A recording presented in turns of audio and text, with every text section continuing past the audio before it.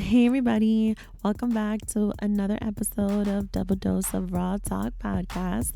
I'm your host, Miss D, and if you're wondering how I got here, this is your chance to find out. Idea to launch academy. Go to my show description and click on that link if you're ready to launch your podcast or rebrand your current one within 30 days. Now is your chance. Again, go to my show description and click on that link so you could get your show started. And now, let's start the show. Enjoy. Okay. Hello. All right. Here we go. All right. So, today, what are we? It's Wednesday?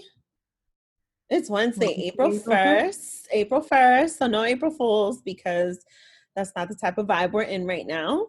Definitely not. No. But welcome to Double Dose of Raw Talk Podcast. And I am your host, Miss C.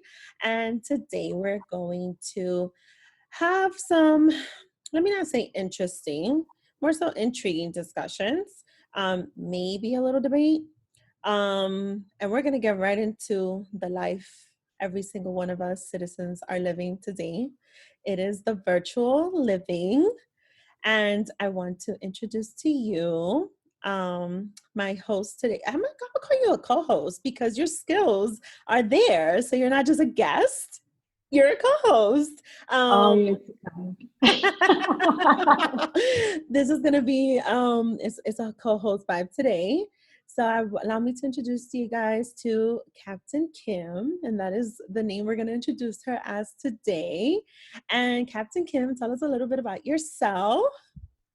Hey, y'all. Oh, man. That's my new signature. Says, hey, y'all. Just so y'all know, this is exactly how she says it. I listen to her every week. Tell our listeners today. Well, for one, let me just say, Captain Kim and I met once in person. Okay, I met only her one time. only once. I knew of her before that, because I became a fan of the podcast she is part of. She is part of a crew. She will give you those details in a little bit, but I did become a fan through connections that I have there, and awesome podcast. I've enjoyed them from the very beginning, and from day one, I said Captain Kim's voice needs to go somewhere else, and I need Captain Kim's voice to pursue a side gig or something because she has me there. And then we met one time in person. And we vibed since that moment.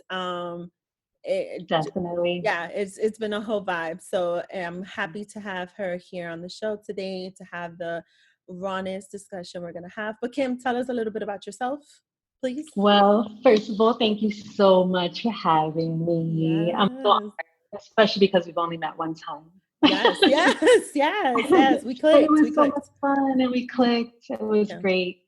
Yes. So I'm here representing as 1/4 of the Bustelos and Cigarillos podcast crew. Yes. We are a fairly new podcast, almost going on a year. And, we still don't even know what we're doing, but we're doing it. And we're nonstop. That's right. And we're going to keep pushing until we become super successful. And yeah. Yeah. So I'm the female voice of that podcast. She sure is. The only female voice on that podcast. That's okay. And yeah, so here we are. Yes, all right. So, I mean, not to be, this is not, a woman only show over here. It's not that. It's just, her and I vibed. Someday in the near future, I'm sure I will have the honor of having the whole crew on the show, because she's so humble, right? She said, we haven't been around for so long, just a year. We're trying. I've been listening to them from the very beginning, and they're doing a fantastic job. They're a very good vibe. So if you have a chance, same way you're listening to this platform, make sure to tune into them as well every single week. They are the bomb. So let's get the show going. So virtual living. I just showed Captain Kim the huge cup of coffee I am drinking because I need the feel today. I am dying. And I don't say that as a joking matter. Because there's really people who are, but because that's how my soul is feeling right now. I am overwhelmed. Cabin fever is kicking in. I went to work today and it was the biggest struggle of my life to go in. I don't know how you essential workers are doing it, but you're doing it. But how are we feeling with this virtual living right now, Kim? Because this is killing me.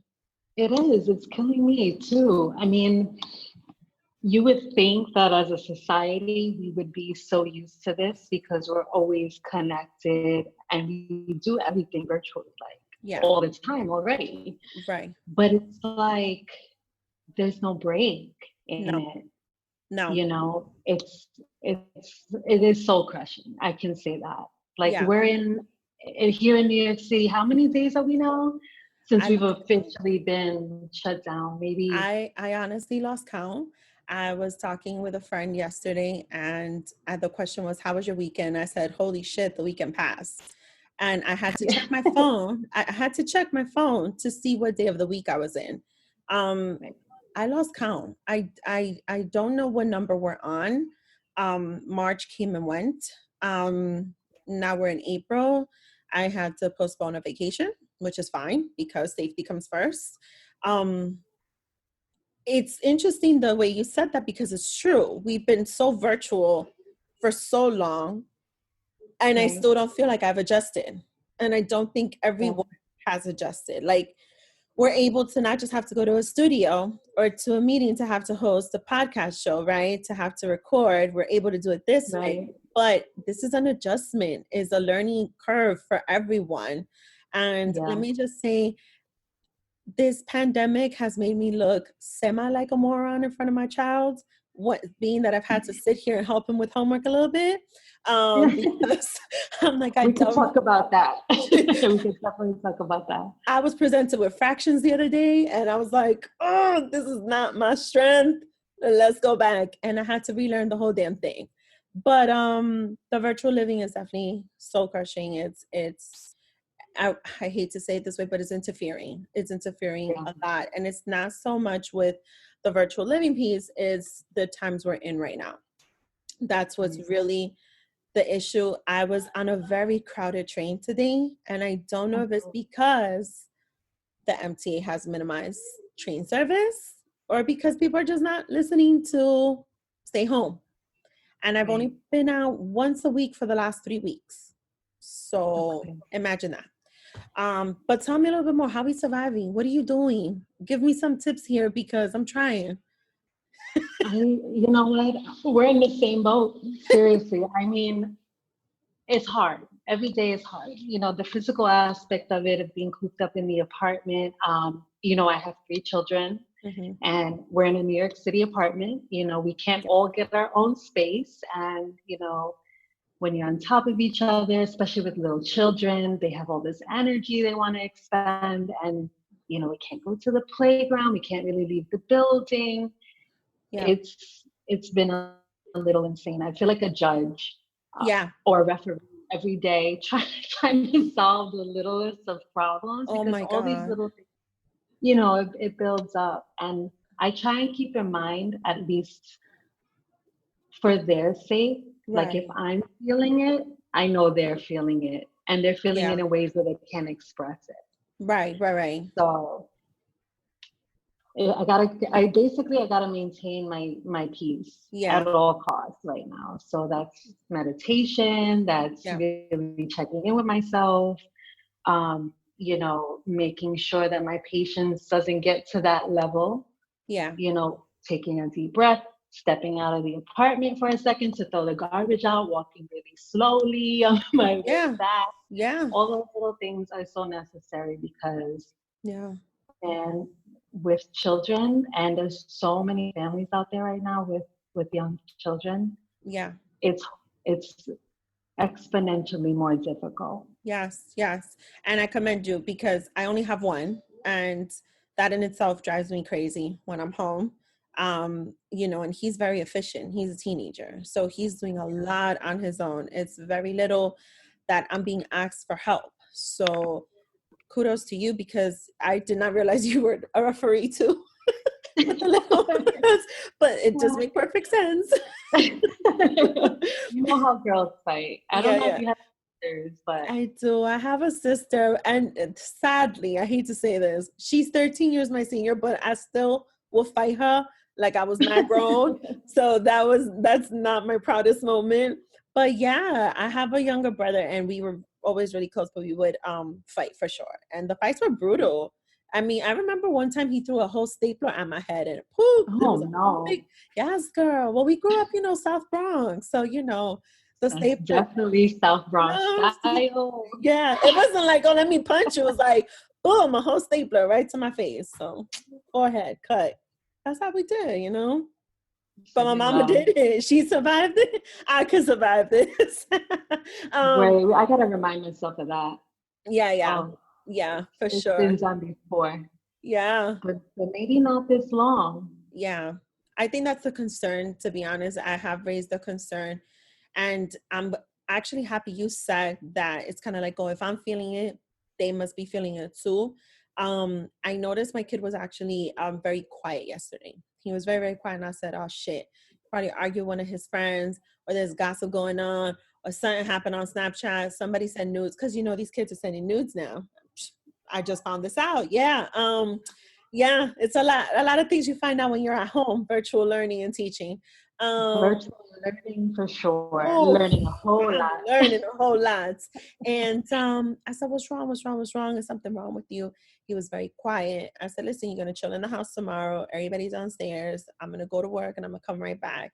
And then it came out that he was like, I'm just a little concerned. Are you going to be around patients? Like, do you have a mask? Like, do you have gloves? And so he was feeling a little bit of anxiety because he knows that I work at a hospital. And no, I'm not I'm not at the front line. I'm not a first responder, but he knows I'm going to a place where this is what we're dealing with. So I saw the anxiety and I saw him shutting down. So it was kind of like, all right, now I gotta provide him support, because now he got used to having me home, because his other safe place is school and he's not going there. And it's like, mom is leaving. She's going to go out there to the world. And what if something happens to her? So kind of had to talk to him a little bit and just let him know, like, everything is cool. Everything's fine. Like, I'm taking the right precautions. We're going to be fine. Meditation. I discovered that recently. It has been helping me a lot. I think I'm doing an okay job with it. I hope I can stick to it, because I'm the type of person, I don't know if you've ever seen those kids that cheat when you tell them to close their eyes and they're opening one to see what's going on. That's me. So like, even in meditation, there's times that I'm like sitting there and I'm like, all right, I got to wait for the alarm to go off at that 15-minute mark. Right. I'll be like, oh, no, it's 10 minutes. How many minutes is that? Yeah, that's me. I'm the one that opens her eyes to see. I'm the only one in the room, but I'm still cheating. For sure. What else with the virtual learning would you say has been your biggest struggle right now? Learning as a person, and even as a mom and as a teacher now, what have you faced? It's overwhelming. Got it. Because, we were thrust into this quarantine, this lockdown, this new way of living. That in itself is anxiety inducing, right? Mm-hmm. So then at the same time, if you have children, you're trying to educate them at their level to what's going on without trying to scare them, right? You got to make sure the levels are good at all times between all of them, right? And then, I'm blessed, I'm lucky, I'm so lucky. I still have my job. Yes. There's a lot of people out there that have lost their jobs and it's horrible, but luckily I do have my job. But that means I'm now working from home. Yeah. And that comes in so many forms. It's email, it's text message, it's phone calls, it's random most of the time. And at the same time, my children are now learning from home and they are having full school days at home. Yeah. And, they're in different grade levels. So nothing about my day is streamlined at all. Right. Right. And Right. so it's chaotic sometimes. It's overwhelming. Um, I want things to go back to the way they were. It's too much. It's too much. And I feel like probably about 2 weeks into it now, like solid weeks, and I'm still not adjusted. Right. And I wake up every single day. It's like Groundhog's Day. Like, I'm going to go make my coffee. I'm going to do some meditation and yoga. I'm going to jump into work with the kids. Right. And the whole chaotic day just to get up and do it again the next day. Right. It's nothing breaking it up. We can't go nowhere, Right. So it's hard. It's hard. And that's the part that makes it so soul crushing. Yeah. Yeah. Yeah. I have to actually say, as much as I know actually someone who works from home strictly, and I speak with her on the frequent. She's actually my son's stepmother. And I told her, I do not know how in the world you do it. Having the kids there, having to prep them, having to see them off, working from home, being at home when they come back. And so now she's doing it with the kids home because they're in quarantine. And I don't know how she does this on the regular. And I told her, I said, I would be going, shit is crazy. Like, what the fuck? Like, I am going crazy right now. And she, it was funny because she said, now you see why I tell you I need a vacation, because I actually feel like more tired now when you do work from home. And now that the kids are home, it's like, I feel even more tired. She's like, I got no break. She's like, at least like when you think about it, your commute to work, your commute from work, that's a little bit of a break. That is time. That's me time, yeah. Yeah, that you can at least hear a song or listen to a podcast or read a book. Who knows, right? But it's a moment. It's a moment that you at least have to yourself. And you know what? I appreciate that time, because you're right. I do not take for granted the fact that I'm able to work from home. There are some people who unfortunately have lost their jobs, but this has really, really, really tested the whole concept of me time, because I realized, like today, for the first time, I was able to zone out. Even if it was on a crowded train and I was a little nervous, I was actually able to zone out and catch up at least to one episode of one of my favorite shows. At least. You know what I mean? And I bet even just that little bit of time that you had felt great. It was the most amazing moment ever. Like, it was just like, oh my God, I'm in routine. Oh my God. Like, it made me a little sad. My coffee guy wasn't at the corner, but I was in routine. There was a routine there. Like, I actually felt good getting up and doing my hair and putting on work clothes. And it was like, oh, you know what? Today I'm going to wear heels. Like, let me wear heels to work. I mean, I hate wearing heels to work. I keep all my heels at work, but I happen to have heels with me. So I was like, oh, let me put it on. Let me see if I feel a little normal for a change. And I did. Right. I hope this is over soon. And then we could record as much as we want face to face all over, on all platforms. But for the time being, we're going to survive one way or another. But speaking of virtual living and virtual scandals, there was something that I had seen. And so this is going to open up my very friendly segment. Not friendly at all whatsoever.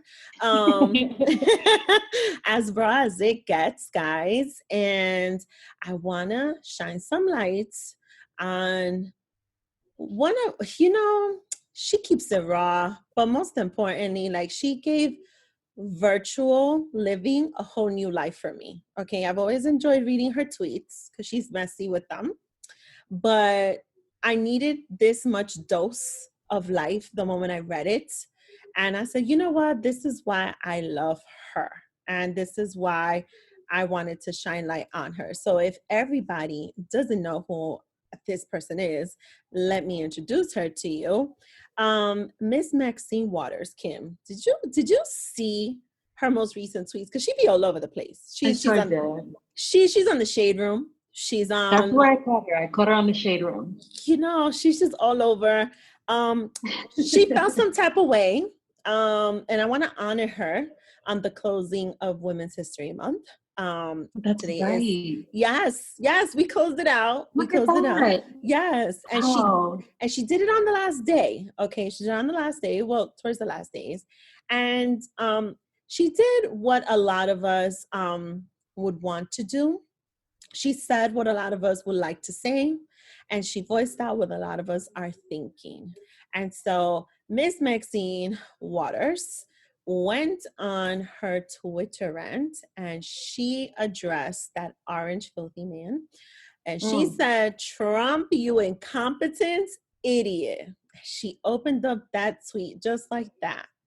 And she hit him with some facts. And her first fact was, you sent 18 tons of PPE to China early, but ignored warnings and called COVID-19 concerns a hoax.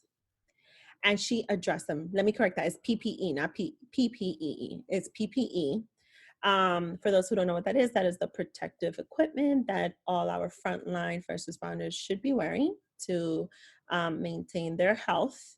And it turns out that a lot of you may have or may have not voted for this man, but the person who lives in that thing called the White House at the moment, he said he sent over to China 18 tons. Apparently it was like, he gave away all our PPE. Jesus, everything. I don't know how many tons an elephant weighs, but I can only imagine. Like, I literally envisioned like trying to compare what this must look like. I just envisioned a whole line of elephants carrying PPEs. I swear to God. Like a herd of elephants. Yes, like a herd.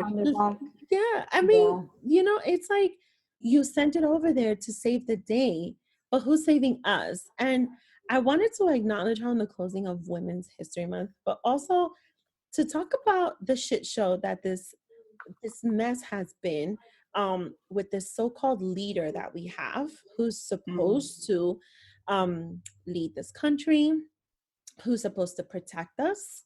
And I don't feel we're at all protected, not as a country. New York is the center of it all right now. Yeah, that's right. These numbers are going disturbingly up, and I am appalled that he sent help somewhere else, but not only that, ignored the warning signs. That is what really has me disturbed. How are we feeling about this? Talk to me. Unfortunately, I'm going to say that it's not shocking. Correct. That our dear leader acted this way. Mm-hmm. We know what we're dealing with. We know who is, the head of the United States. What's most important to him, which is his ego. Right. And he wants to be number one in everything. So when this whole thing was happening and it started in China, he wanted to save the day. Yeah. I'm going to send the whole elephant herd. The whole. Mm-hmm. And he wanted to pat himself on the back. Mm-hmm.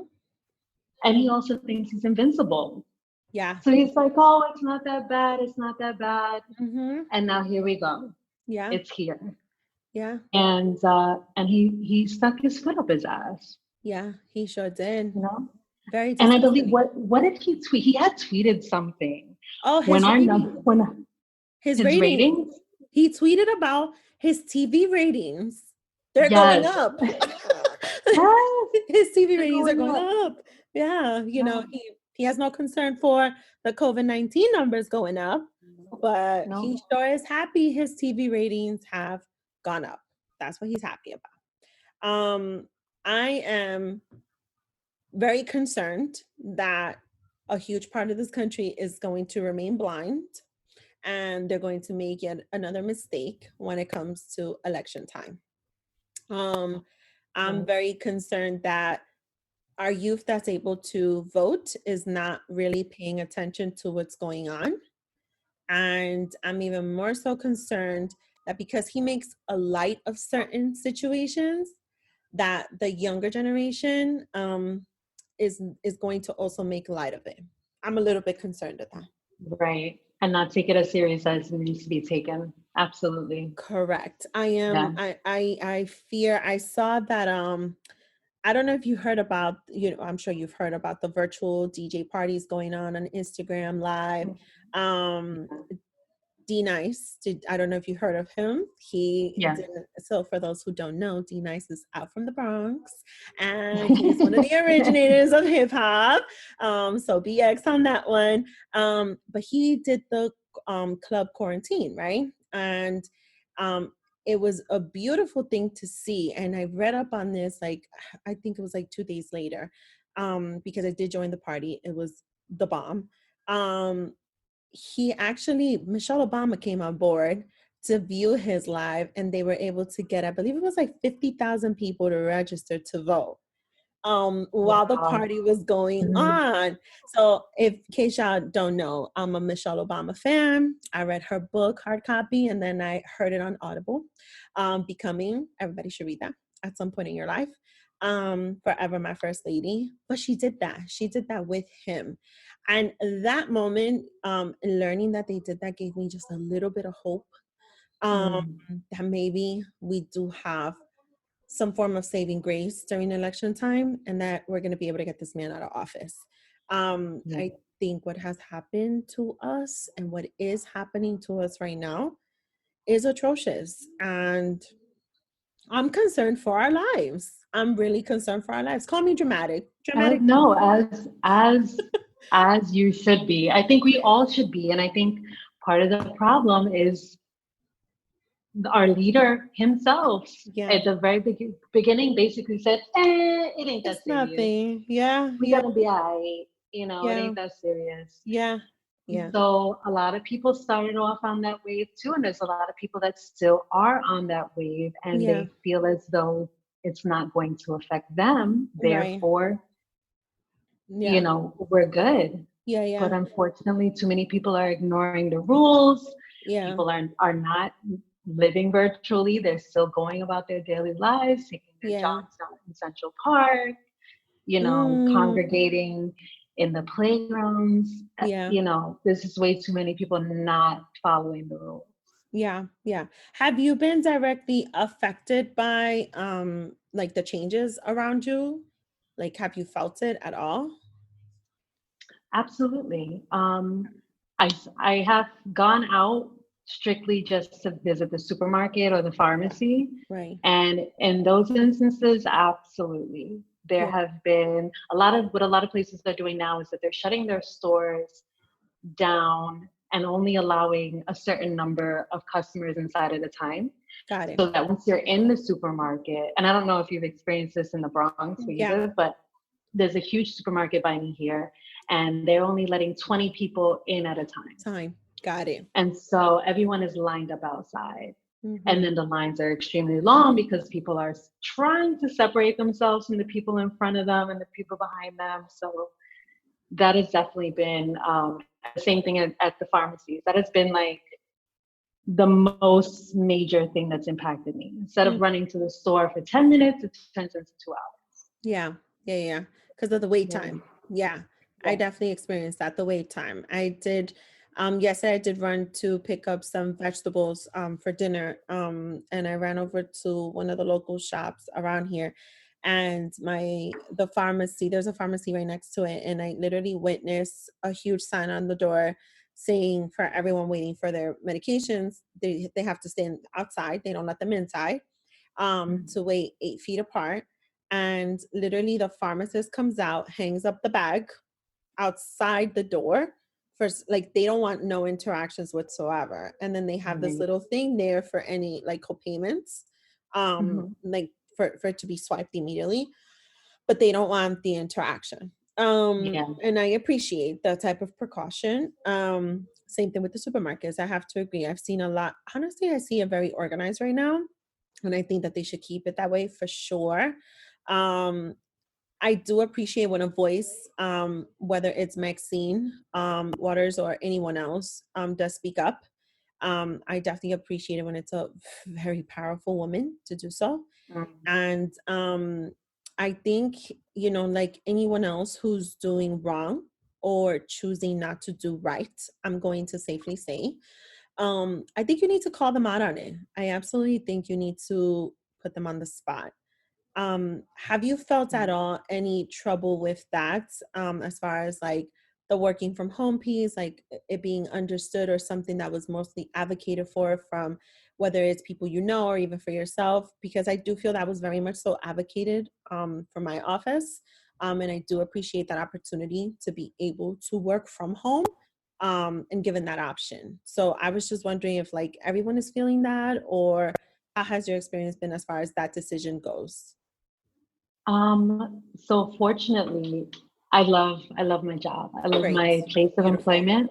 Yeah. And everyone there is pretty much, I could say, like family. Beautiful. So, and I work I don't work in a big corporation. I work in a small office. At most is 35 people there at any given Okay. time. Okay. And a lot of the guys generally have the option to work from home. So Mm-hmm. this is something that they're all already used to. The Mm-hmm. back office staff, which I'm considered, um, has never worked from home. Oh, But okay. immediately once everything started unraveling in New York City, Mm. they said, let's get you guys set up, and whatever you have to do, you got to do. So there were no issues. There wasn't anything about taking time, or they haven't cut our pay. Oh, beautiful. We're Oh, smooth rolling.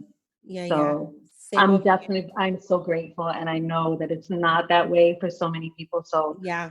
I'm gonna continue to just say my thanks, Yeah. because Yeah. it was smooth, it was seamless. Yeah, and that is why, and this is why I wanted to bring this to the table, because this is why we need people like, just to be clear, the Shade Room called her Auntie Maxine.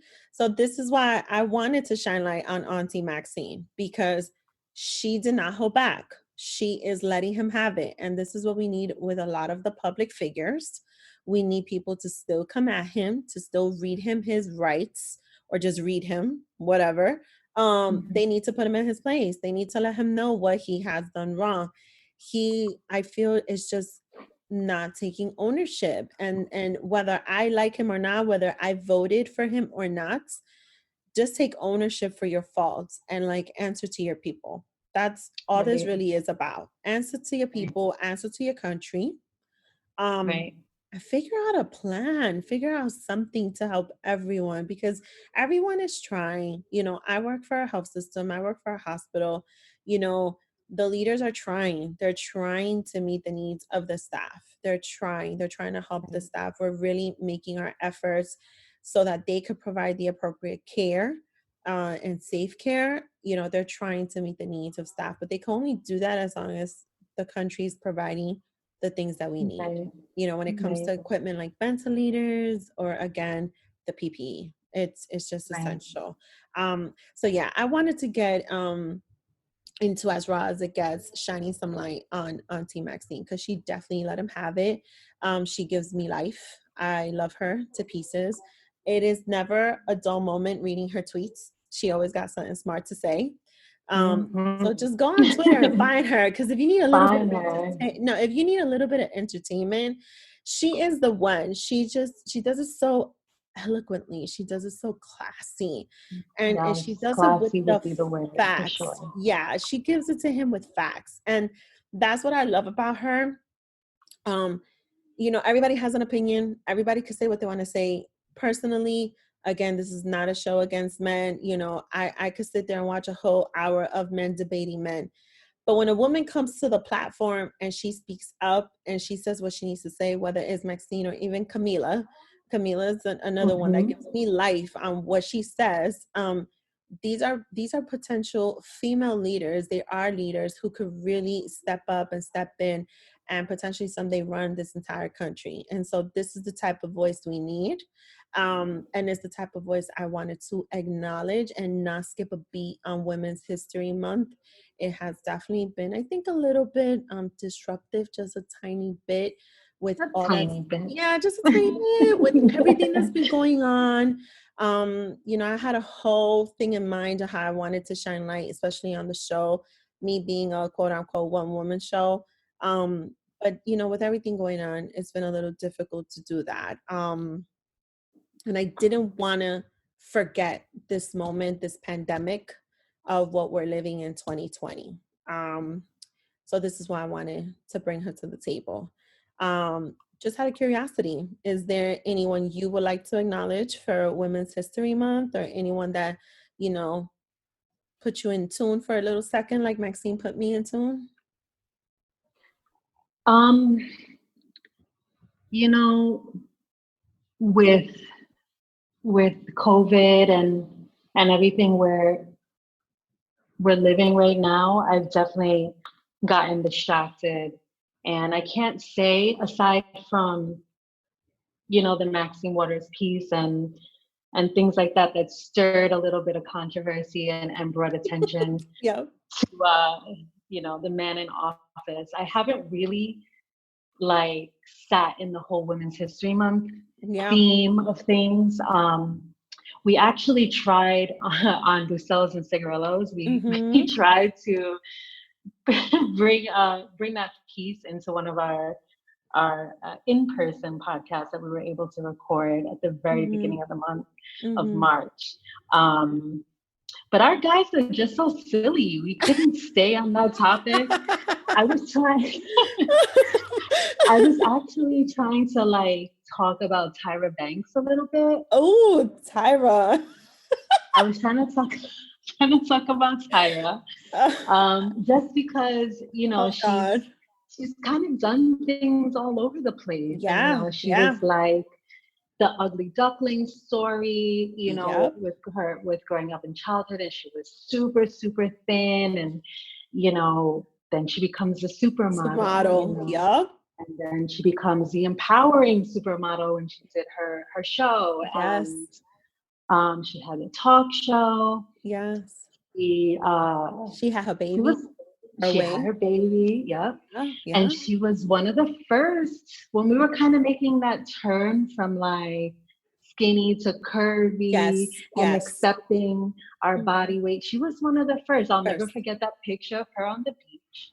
Yeah. Oh my God. You know the one. You know the one I'm talking about. Yes. That one picture that they just, and everybody was going in on her. Yes. I felt so bad for her. Yeah. Yeah. But you know what? She held her head up and she was like, this is a woman's body. And she wore it on her show. She was like, oh, y'all want to talk about this? Not a problem. Let me put this back on so y'all can take a closer look for my entire talk show. And she wore that bathing suit all over again. And major highlight on that one. Tyra is definitely one to absolutely admire her journey, her success. She is absolutely beautiful, stunning in any size, of course. And look at that. Once again, we bring out someone who had to use her voice eventually to speak up for herself and speak up for a whole group of women too. That, you know, honestly, whether we're tall, short, skinny, or plus size, fat, whatever you want, a curvy girl, there's always going to be someone to find something wrong with it. And there's always going to be someone to criticize him.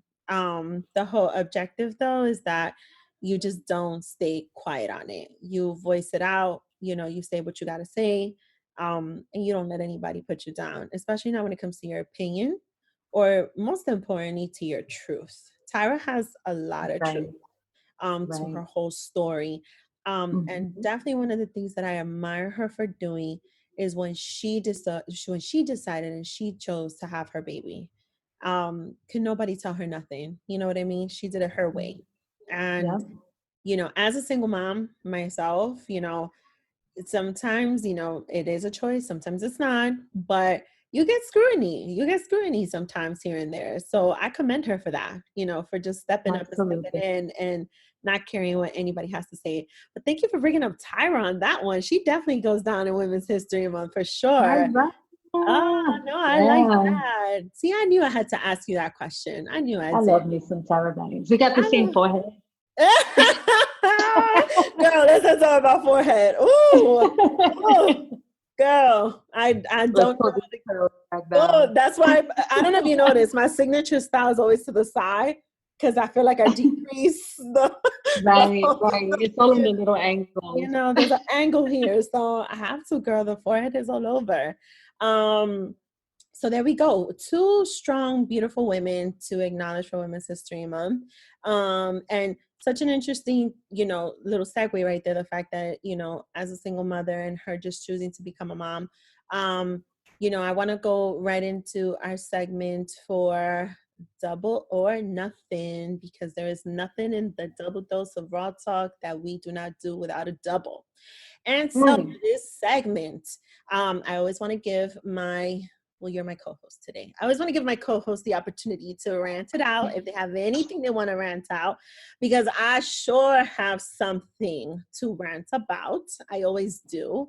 Ms. D don't ever keep her mouth shut. She always got something to say. She gives advice even when she's not asked about it. So yeah, is there anything you want to rant out at? Because I got something. You know what? I know what you got. And I want to rant out on that too. On that one. Oh, yes. There you go. She just served it, guys. Captain Kim just served it for you guys. All right. So here we go, because I'm not still done with this pandemic. And I'm certainly not done with the powerful women who are voicing out their truths and their beliefs. So let's talk about that beautiful, very beautiful nurse who posted a video. It was also posted on the Shade Room, guys.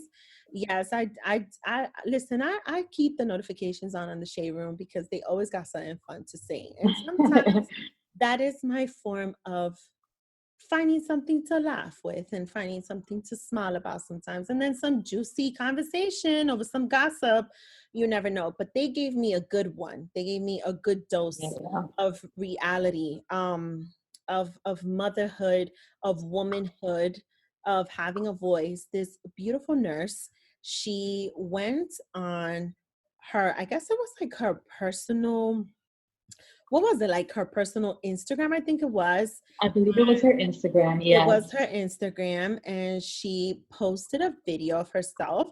Her name is Melissa Scott. That was her name. And she posted a video, and you can hear in her voice, it was cracking. Her voice was cracking. She was shaking. Yeah. And I want to say she was emotional. I want to say she was on the verge of crying. But if she's anything like me, she cries when she gets angry because she really wants to like hurt somebody. And that was the feeling I was getting by the way she was speaking. She was assigned to care for COVID patients, right? She's a nurse, assigned to care for COVID patients. And her rant was that her leader or manager or whatever, whoever it was that assigned her, did not consider her own health condition. That was one of the points she said. And the fact that she has nowhere to place her kids. That was the second point she made. Now, the video impacted me. Melissa Scott's truth impacted me. What also impacted me, Captain Kim, was the debate that was going on around this. Because some people felt, well, you became a nurse to help. Well, this is your job. Well, this is what you get paid for. Well, you knew what you was getting into when you became a nurse. Right. And then some comments were, nah, I feel you. I'm with you 100% because you're still human. You're still a mother. You still got to look out for yourself. And one of the things she said in the video was safety first. Like her health comes first. Her kids come first. Right. This is what I wanted to rant about, because I could look at things from a healthcare perspective, but I am a mama first. And his well-being comes before anything. Absolutely. How do you feel about this video? Okay, so hit me with it, Kim, because all right. So I was all up in the comments. I saw the video a few times on Instagram, and every time I saw it, it was 100, 500 comments. Yes. And I was like, I want to see what people are talking about, because I know there's controversy in this. Yes. Now, immediately, I was like, all right, she did the right thing. Yes. The history in it is that she's a single mom. And you learned this from her video. She's a single mom, and she has kids, multiple children, not one, multiple children. And she has a compromised immune system. Correct. I think it was cancer, right? She's had cancer before. Yes. And so apparently her supervisor is well aware of all of these factors and decided to assign her to a floor, right? That was for COVID patients. Correct. These are the facts. Before those facts, the fact is she's a mom. Now, a lot of people that are not parents, and a lot of people that are not single parents may not realize the weight of what that is in a time like this. Correct. Where as a parent, you're already constantly worrying about your children. And in a regular non-COVID environment, you're worried about your children. Correct. Right? And if you're out here working, you're putting yourself and your family at risk already every day in transit. You know, you touch the wrong thing. You know, you buy a coffee and the money, everything. Yes. There's always a risk.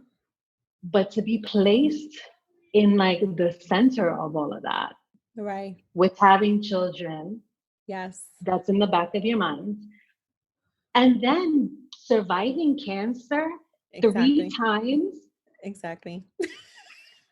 I would have been like, sorry, find somebody else. Because I just think that's completely insensitive to do. Yes, completely. Yes, she was ignored. Her whole life was ignored at that moment. I felt for her.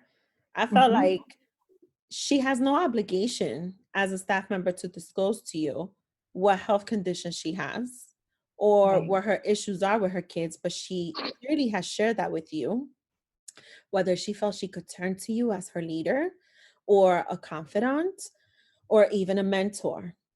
And for that to be completely ignored, for there to be no empathy for just her particular situation,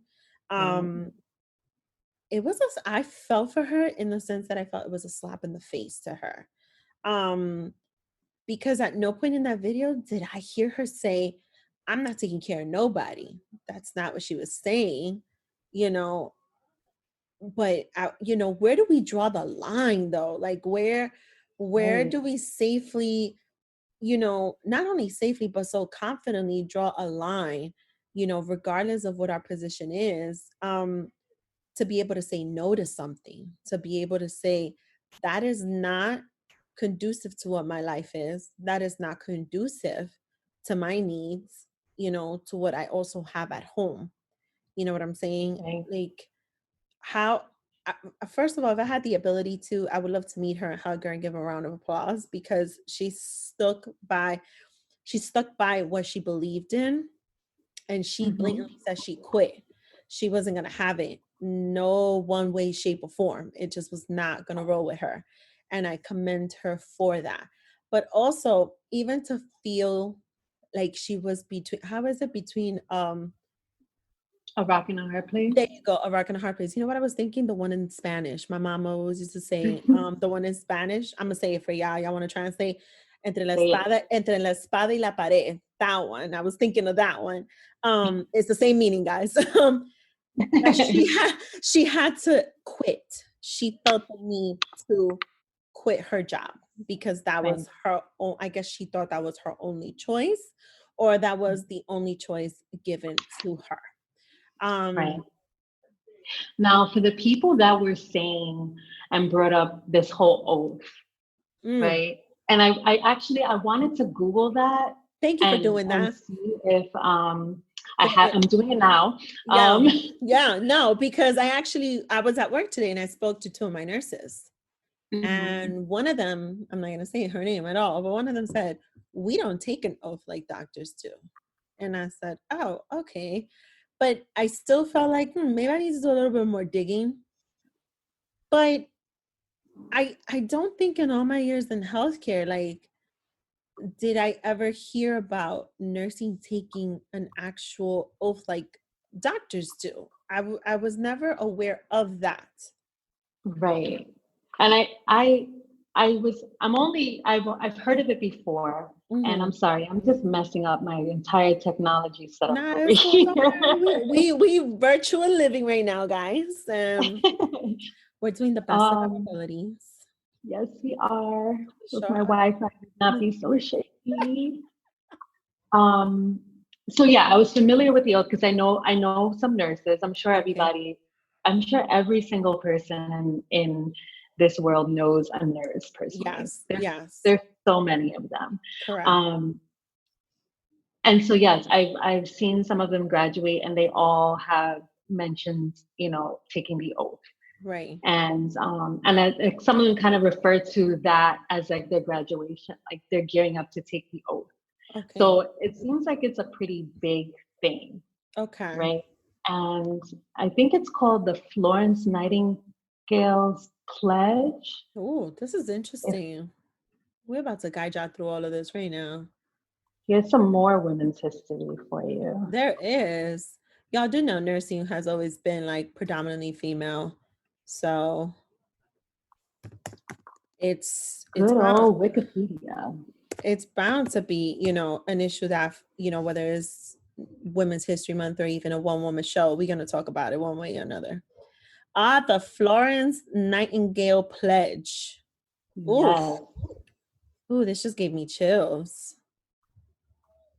And it was created for nurses in 1893. So it's like a version. So this is a very old oath. Yeah, for sure it is. So there is like an oath. Okay. I mean, but does it mean that she broke her oath if she's also just taking into consideration that she herself might have she's compromising herself? I mean, what good is a employee if they're not going to be healthy? I mean, I hate to say it that way. That totally came out wrong. What I mean to say is that was so messed up, guys. That's not what I meant. What I meant to say was I didn't mean to say she was no good to it. What I meant to say was as her boss, wouldn't we want to keep her also healthy for the right reasons? Because we cannot spare just any nurses these days. That's where I'm a little bit confused. Exactly. So we're in a time now where we have volunteers and paid nurses getting incentives to come to New York City. Yes. Because we are so short of everything, because this is our fractured healthcare system, right? But yet you're taking someone that's been a nurse here already for granted. That's the way I see it. That's how I felt. Yeah. They're taking her for granted. And I'm sure there's a need for more people to be on the front lines of this whole COVID thing, but there are still people in need in hospitals and other medical facilities. Like, people still need doctors for other shit. Yes. Yeah, for sure. We still have other people who are sick for all other reasons. Absolutely. Which means we need those nurses there too. So I'm pretty sure keeping her spot wherever she was couldn't have been that big of an issue, and I think honestly, I think her medical, children aside for a moment, being a mom aside for a moment, just her medical history, that in itself should have been more than enough. Why would you throw someone into the mix of this who's compromised when it's been clearly stated over and over in the medical community that those are the people that are most at risk? Correct. I think that's just completely unprofessional on the doctor or hospital side. And I think that's where I agree with you 100%. And that's exactly where my rant was going, because put aside her personal piece of being a mom, if she has a husband or not, or whatever the case may be. The fact is, she herself has medical history that could be compromising. And that's where coming from a health system that is so pro wellness. They are so pro wellness of all of us, and they do present us with so many opportunities to keep motivated and driven to stay healthy. It's kind of hard for me to realize that there are probably still places who are not advocating for their own staff to stay healthy, or at least a representation of that. And that's a little hard for me. My entire career is in healthcare, and I've worked for some of the best health systems. And the one I'm in right now, I've seen them making a lot of efforts to meet the needs of everyone. Despite the situation with the whole country being short on, the PPEs and ventilators, they are trying their best to meet the needs of the public, especially in this pandemic. But also there, even from an administrative side, and as administrators, I just see just their level of communication towards us and speaking to us and communicating and making us feel like, we still know what's up. Okay, great. But it's just this little piece right here. Like, I just cannot even come to imagine that any health system I've ever worked for would even put one of their staff in this situation. And it is a little bit heartbreaking that somewhere in the country, someone had to publicly, say, I quit because of these two reasons. And one of them being her own health. So here she is saving lives, trying to bring these patients who are fighting for their lives back to a healthier status, a stable status, right? While compromising herself. And that right there is disturbing. I think I've seen, her cancer history. I've worked for a cancer hospital in the past, and I've seen the precautions that they take, at least then, for people who have had cancers themselves, to keep them away of certain areas that, with the radiation. So again, that was just very disturbing. I wanted for sure to bring that to the table to discuss the little debate that we saw in the comments. Because I get it. There's a passion behind being a nurse. There is, like there should be for anything else. I get it. You're saving lives. What they can do, I could never do. Don't ask me to stick no needle in nobody. It's just not going to happen. I'm not doing it ever. Yeah. It's not happening. I don't know how they do what they do. I could never try to do it. So I commend them and I praise them all for being at the front line. Yes. But they're human. And I just felt so strongly on how we were missing the human touch when it came to that moment for that particular nurse. And I needed to rant it out. And I needed to rant it out with someone who was also going to be looking at all the comments, just like I did. Because that's where the real debate is. That's where the real judgment comes in. You see some pretty harsh comments and some thought processes. I mean, I mentioned it in my family, and I'm not going to say who the person was, but the answer was, oh, but didn't she take an oath? And it's like, yeah, she took an oath. I'm not saying she didn't, but she got kids. But again, I mean, so many people talk about this oath like they're in the military. It's still a civilian job. Yeah. You know what I'm saying? It's right. And if you really think about it, everybody takes some sort of an oath or makes some sort of promise to their job. Mm-hmm. You get your employee handbook, right? A lot of times you got to sign off on that. Yep. It's the same sort of thing. Yeah. And no one is getting scrutinized for quitting a job that's, you're working at the bookstore. Mm-hmm. Oh, I quit. Mm-hmm. Nobody's getting scrutinized for that. Nobody's like, hey, you signed this is your oath. You signatured next to the ethics section. Yeah. Yeah. So that piece I just think is so unfair. Let me just say this. Employee handbooks piss me off. Okay. I never really read them. I gotta be honest. I never really read them. I never do. Because there's just I feel like they do it on purpose to confuse you, for one. I'm the person who signs things without really reading. I'm going to be honest. I need to get out of that. I need to get out of that method because it's not good. But employee handbooks piss me off, and I'm gonna tell you why. I'm not gonna, again, not saying no names, because we ain't riding, we ain't snitching, unless it's for the administration of this country, then I'll snitch. But but I happen to know someone who had to visit her employee handbook. Yes. Let me tell you why. It was very recent, go figure, for Women's History Month and, powerful women, recently had to visit the employee handbook to the dress code section. Because, there was a comment made about her attire and, it fitting a certain way.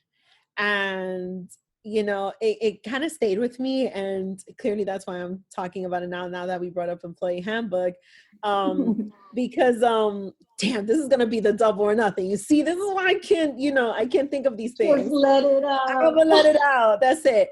I am a curvy girl. I'm a plus size woman in my height, in my stature. But you are someone, Captain Kim, who's actually taller, right? And so your structure is taller. And so this person happened to be that way too, is that way. And she was actually, spoken to about how certain clothes fit her, that it may have fit her too tight. It was too printed on certain curves. Yes. And just out of curiosity, have you ever faced that anywhere in the workplace? Like, to the point of needing to go into that employee handbook? I've gone into the employee handbook for other reasons, but not specifically for dress or attire. Okay. Now, so where I work now, I kind of show up, I look like a teenager most of the time. Aww. Like, I got my jeans on and a little sweater, a hoodie, it's very laid back. I work with all guys, and, I'm aware of that I work around all men. So I never, have worn anything that I thought would bring me too much attention. I get it. And I move boxes around and stuff, so I'm not ever wearing like heels or a skirt and things like that. So No. Well, in my workplace, we do definitely wear skirts and heels. I've definitely always stumbled over my breasts because they are double D's, and they always have been for as long as I can remember, guys. I don't think I ever had an A or a B. I think you just went straight D. Yeah, it just went straight D. I don't even think I ever had a C. It was just D. For Daisy. And it was just straight D. It was just straight D. Watch your mouth. Yeah. Yes. And I've always been, from the voluptuous end on the chest area. And I've definitely faced some, for lack of a better word, backlash on it a little bit, I guess you could say. That if something was too low, or if something was all the way up here, but it was just too tight. So if it's too tight, you saw you saw what you were seeing. Who would be the person to say something to you? Mostly women. It was always women. Okay. Are you like coworkers? Bosses. Or like higher bosses? Bosses. And I mean, it got to the point where even if I wore, like, and especially in the winters, like sweaters up to here, up to the neck area, like sort of like a turtleneck, but not really. It was still a problem, because then you could see the full dimension, and that was still a problem. So they wanted you to wear like a tent. Pretty much. Okay. And so when this friend of mine shared this story with me, it was interesting to see it from the other side of it, of a completely different body type, body structure. And still it felt like she was body shamed, just like how I have been body shamed in the past too. And I realized then at that moment that was also part of the reason why in all of my career I have hated the employee handbook. and I have hated going over the rules, and I have disliked even looking at what the dress code section ever is, because I've always felt like regardless of how professional I would keep it, or how professional I would dress, or how buttoned up I was, or the blazer, or whatever the case may be, something was always found to be wrong if you were a little bit too curvy or too voluptuous in certain areas of your body. So even when I look at a woman who is tall and pretty overall, thin but thick in certain areas, we just heard a story of someone who was shamed for being thick in a certain area. You know what I mean? Where they did not necessarily have the problem I did as far as, you know, the big breast goes, but something else was looked for and something else was attacked in a sense. And that, ladies and gentlemen, is my phobia to employee handbooks and dress codes. And burn the handbook. I can't. I'm gonna create an oath for that too. Watch, I'm gonna create an oath for a dress code.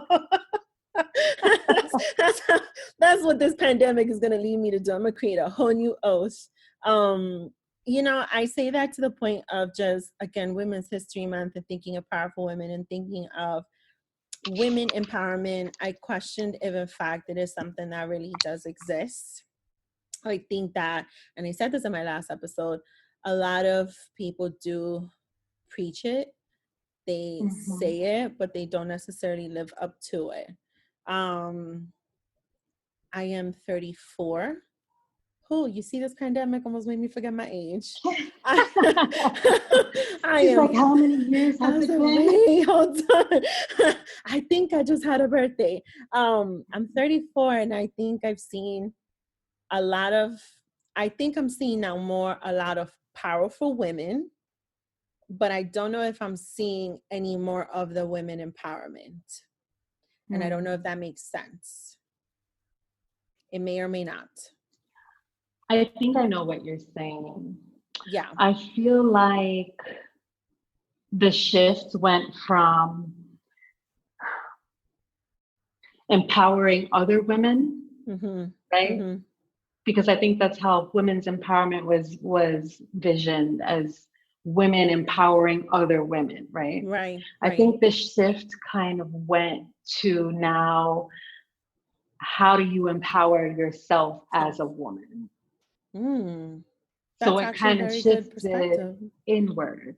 Yeah. So now a lot of women are now empowering themselves. Yeah. You know, and I guess in turn, you know, that flips out and you can inspire other women that way. But I don't see anything wrong with that. I think that is important. You know, it falls in line with the whole self-care movement. You know, the whole being selfish. Yes. I heard it. You sure did. It's actually interesting you put it that way, and thank you for that, because I actually did not think of it that way, but you're right. And maybe that's where the gray area is. It's like, do we still know how to empower ourselves and having the balance of empowering others? I think that is the gray area, now that you bring it up. And see, I told you, y'all get double or nothing here. If it's not me, it's my co-host who's gonna bring you some dose here. You're gonna get it. And I actually love the enlightenment on that right there, because I think that just not only basically, but it so impactfully explains why I said, I don't know if it makes sense, or not.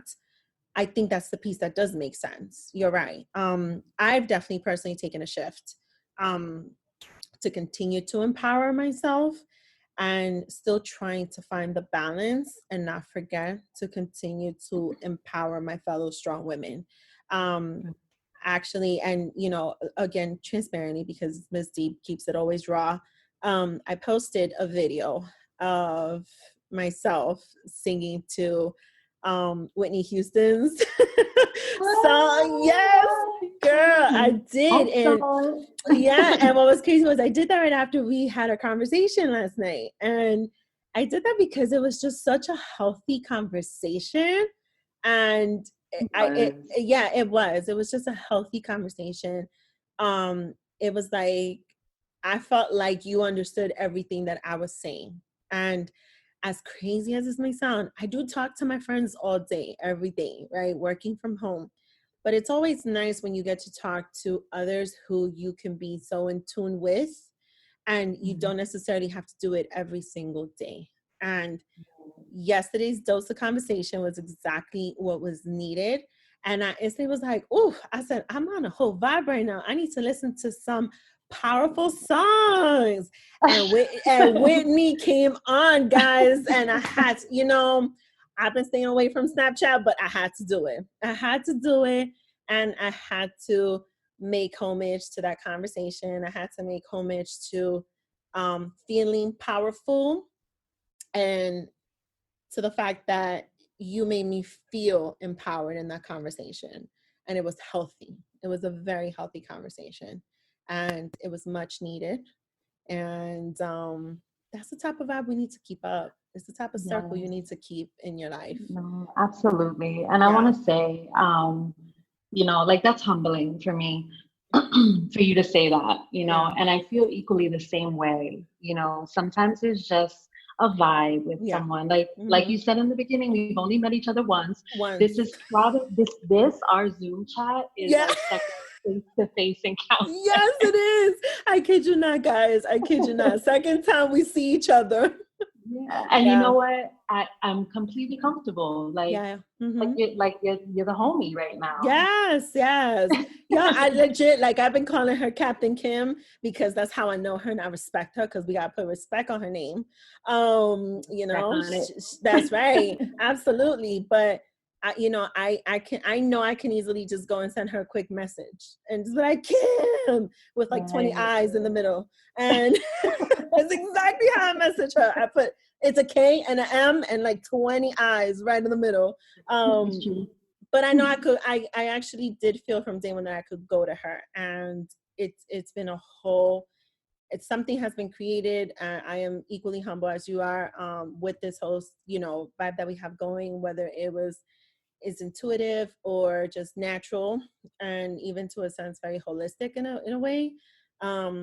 But this is why I knew from jump, like, no, I got to get her on the show. I know she's going to have things to say, just like I am. And I know there's a whole clique and there's a whole vibe here. So I definitely wanted to have you here to discuss these two little doses that we're hitting off our listeners with this week. And formally thank you for coming on the show. This is not going to be her first and only time, guys. No. Like, she is coming back because, like I told you, this is also professionalism here. She is 1/4 of now the guys are probably going to kill me, the rest of her crew. Say it again. What's the podcast? How do you guys say it? There's a reason, guys. There's a reason. This is Captain Kim from Bustelos and Cigarillos. Yes. Meanwhile, every time I hear them say it in my little shady Latina, I'm like, it's Cigarillos, but okay, I'm a vibe with it. But for real, we couldn't get Wax to say it. I have no comment. It's all the, you know, the Bustelos is perfectly fine. I'm with that. That's my coffee. Like, I don't change that coffee whatsoever. So I'm cool with that. But when I heard the Cigarillo, I was like, oh, my soul crushed. Well, you know, we had to make it sound New York. You know? But that is exactly why I listen to y'all, because that is New York, and that's what makes y'all. That's what makes y'all so bold. That's what makes y'all so unique, because it would just be too ordinary to just call it Cigarillos. No, they are Bustelos and Cigarillos. They are awesome. Definitely listening on them for always a good laugh. They also bring up good debates. I gotta say, there's times that I'm like, oh, did they just say that? Yes, they did. Yeah. And I enjoy it, every minute of it. Captain Kim, thank you for joining me on this episode.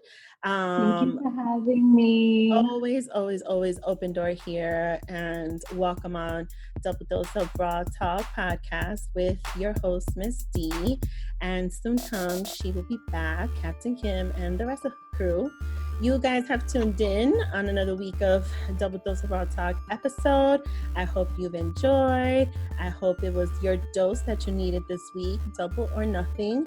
And make sure to tune in to next week's episode. Bye. Bye.